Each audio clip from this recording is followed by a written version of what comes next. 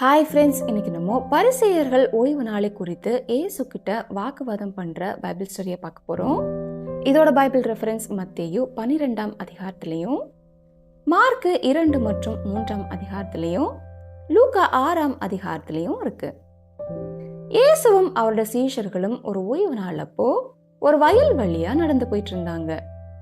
அப்போ அவரோட சீஷர்கள் அந்த வயல்ல இருந்த கதிர்களை பறித்து சாப்பிட தொடங்கினாங்க. அப்போ அங்க இருந்த பரிசேயர் இயேசுவை பார்த்து, இதோ உங்களோட சீஷர்கள் ஓய்வு நாள்ல செய்யக்கூடாததை ஏன் செய்யறாங்கன்னு கேக்குறாங்க. அதுக்கு இயேசு தாவீதுக்கு உண்டான ஆபத்துல தாவீதும் அவன் கூட இருந்த எல்லாரும் பசியா இருந்தப்போ அவன் தேவனுடைய ஆலயத்துக்குள்ள போய் ஆசாரியரை தவிர வேற யாரும் சாப்பிடக்கூடாத தேவ சமூகத்து அப்பங்களை அவனும் சாப்பிட்டு அவன் கூட இருந்தவர்களுக்கும் சாப்பிட கொடுத்தானே. இத நீங்க வாசித்தது இல்லையா? மனுஷன் ஓய்வு நாளுக்காக உண்டாக்கப்படல, ஓய்வு நாள் மனுஷனுக்காக உண்டாக்கப்பட்டது. மனுஷகுமாரன் ஓய்வு நாளுக்கும் ஆண்டவராயிருக்கிறார்னு சொல்றார். ஃப்ரெண்ட்ஸ், தேவன் ஓய்வு நாளை 2 முக்கிய காரணங்களுக்காக இஸ்ரவேல் ஜனங்களை கடைபிடிக்க சொன்னார்.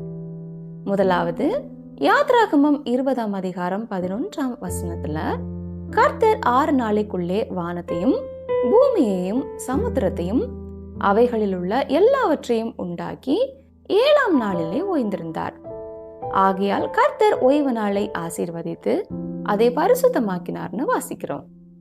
அதாவது தேவனுடைய படைப்பையும் அவருடைய மகத்துவத்தையும் நினைவு கூறும் விதமாக அவர் ஓய்வு நாளை ஆசரிக்க சொன்னார். இரண்டாவது, உபாகமம் 5ஆம் அதிகாரம் 15வது வசனத்துல தேவன் மோசேக்கு கட்டளை கொடுக்கும் போது, நீ எகிப்து தேசத்துல அடிமையா இருந்தா என்றும் உன் தேவனாகிய கர்த்தர் உன்னை அவ்விடத்திலிருந்து வல்லமையுள்ள கரத்தினாலும் ஓங்கிய புயத்தினாலும் புறப்பட பண்ணினார் என்றும் நினைப்பாயாக. ஆகையால் ஓய்வு நாளை ஆசரிக்க உன் தேவனாகிய கர்த்தர் உனக்கு கட்டளையிட்டார்னு சொன்னார். இஸ்ரவேல் ஜனங்கள் எகிப்து தேசத்துல 400 வருடம் அடிமைகளா இருந்தப்போ அவங்க தொடர்ச்சியா எந்த ஓய்வும் இல்லாம அடிமைகளா உழைத்து கொண்டே இருந்தாங்க. அடிமைகளா இருந்த அவங்கள கர்த்தர் அற்புதமா எகிப்தை விட்டு வர பண்ணி அவங்களை இளைப்பாற பண்ணினார் என்கிறத நினைவு கூறுவதற்காகவும் அவர் ஓய்வு நாளை கடைபிடிக்க சொன்னார். அதனால ஓய்வு நாள்ல இஸ்ரவேல் ஜனங்கள் அவங்க வழக்கமா செய்யற வேலைகளை நிறுத்தி அவங்களுக்கு அந்த நாள் ஒரு புத்துணர்ச்சியா இருக்கணும் என்கிறதுக்காகவும் அந்த நாள்ல தேவனை மகிமைப்படுத்தி ஆராதனை செய்வதற்காகவும் அவர் ஓய்வு நாளை கடைபிடிக்க சொன்னார். யூதர்கள் அவங்களோட ஓய்வு நாளை வெள்ளிக்கிழமை சாயந்தரம் தொடங்கி சனிக்கிழமை சாயந்தரம் வரைக்கும் ஆசரித்தாங்க. தேவன் ஓய்வு நாள் கட்டளையை கொடுத்தது ஜனங்களை பாரப்படுத்துவதற்காக இல்ல, ஜனங்கள் அவங்களோட அன்றாட வேலையில இருந்து ஒரு ஓய்வு எடுப்பதற்காகவே கொடுத்தார். ஆனா ஜனங்களுக்கு ஆசீர்வாதமாக இருக்கணும்னு தேவன் கொடுத்த ஓய்வு நாளை பரிசேயர்கள் ஒரு பாரமாக மாற்றி அவங்களோட சொந்த விதிமுறைகளையும் பாரம்பரியங்களையும் தேவனுடைய கட்டளைகள்ல புகுத்தினாங்க. இங்க இயேசுவோட சீஷர்கள் அவங்களோட பசிக்காக தான் வயல்ல இருந்த கதிர்களை கொய்து சாப்பிட்டாங்க. ஆனா அதையும் பரிசேயர்கள் ஓய்வு நாள்ல செய்ய தடை விதிக்கப்பட்ட வேலைகளில் ஒன்றான போரடித்தல், அதாவது தானியங்களை அதோட கதிர்ல இருந்து பிரிக்கிற வேலையோட ஒப்பிடுறாங்க.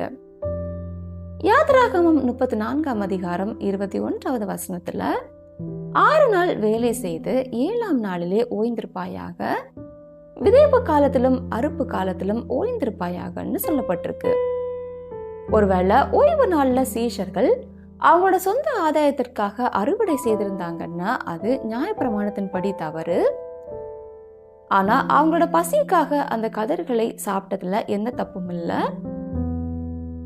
1 சாமுவேல் 21ஆம் அதிகாரத்துல தாவீதும் அவரோட சில நண்பர்களும் சவுல் கிட்ட இருந்து தப்பியோடி நோப் பட்டணத்துல இருந்த ஆசாரிப்பு கூடாரத்துக்கு வரும்போது அவர் பசியா இருந்ததால ஆசாரியனான அகிமலேக் ஆசாரியர்கள் மட்டும் சாப்பிடக்கூடிய தேவ சமூக தப்பங்களை தாவீதுக்கும் அவர் கூட இருந்த நண்பர்களுக்கும் சாப்பிட கொடுத்தார். இது நியாயப்பிரமாணத்தின்படி பார்க்கும்போது தவறா இருந்தாலும் தேவன் அதை அங்கீகரித்தார். தாவீதோட பசியும் அவரோட சூழ்நிலையும் ரொம்ப மோசமா இருந்ததால அவர் செய்த அந்த செயல் தவறாக கருதப்படல.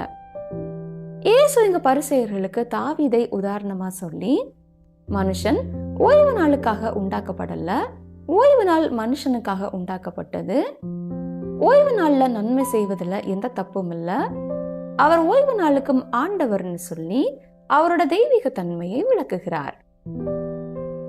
இதுக்கப்புறம் இயேசு இன்னொரு ஓய்வு நாளப்போ ஜெப ஆலயத்துல இருக்கும்போது அங்கே சூம்பின கையுடைய ஒரு மனிதனும் இருந்தார்.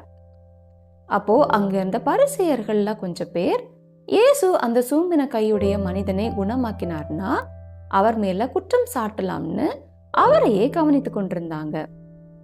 அப்ப இயேசு அந்த மனிதனை பார்த்து எழுந்து நடுவே நில்லுன்னு சொல்லி அங்க அந்த ஜனங்களை பார்த்து, ஓய்வு நாள்ல நன்மை செய்வதா தீமை செய்வதா, ஒரு உயிரை காப்பாற்றுவதா இல்ல அழிப்பதா, எது நியாயம்னு கேட்கிறார்.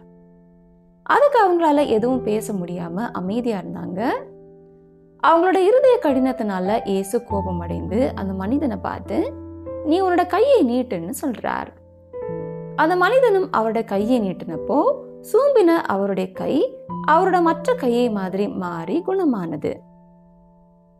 உடனே இதை பார்த்த பரிசேயர் அங்கிருந்து புறப்பட்டு போய் இயேசுவை கொலை செய்யும்படி அவருக்கு விரோதமாய் ஏரோதியரோட கூட ஆலோசனை பண்றாங்க. ஓகே ஃப்ரெண்ட்ஸ், மீண்டும் அடுத்த பைபிள் ஸ்டோரியில சந்திக்கலாம். Bye friends.